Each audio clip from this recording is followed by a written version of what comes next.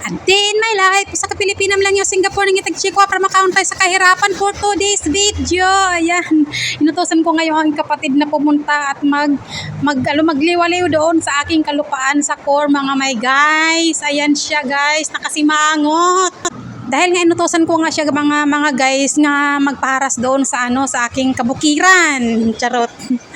So ayan, nag-check nga siya kung natapos na ba yung kanyang paharas. And then sabi nga niya, syempre kailangan natin ng resibo, kaya ayan nag-video siya. Sa panahon ngayon guys, kailangan na talaga yung may resibo para makikita naman kung mayroon nga talagang agi, di ba? Ay, sigurista.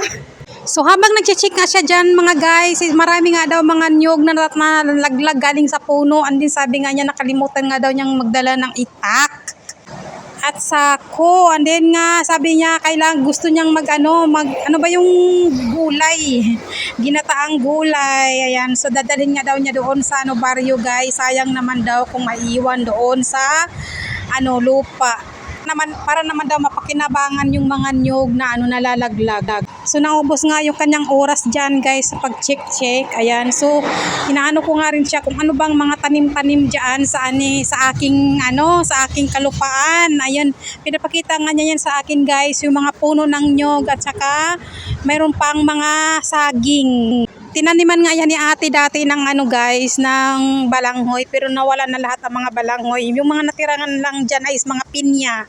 So i-explain ko nga sa inyo guys paano ko nabili ang lupa na to. Kaya yanita to guys, 15k isang 100 square meter. So una bumili ako ng tatlong 300 square meter. So bali 45,000 galing yan sa aking piggy bank. And then few months dahil guys, nakatanggap nga ako ng sahod sa paluwagan.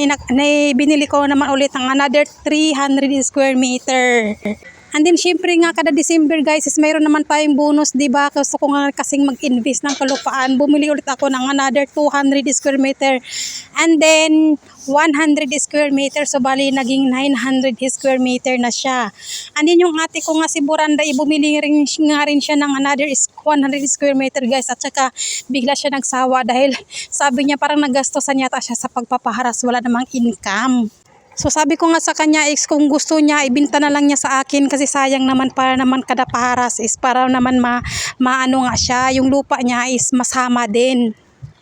So kinuha ko na nga yung kanyang 100 square meter guys, bali naging 1,000 square meter na yung kalupaan ko dyan. And then kamakailan lang guys, nung Chinese New Year is nakatanggap nga ako ng angpaw. Syempre naman sayang naman yun And then sabi nga ni Anita is mayroon pwede pa daw bumili ng another 200 square meter, kaya kinuha ko na rin. Yun lang, thank you for watching.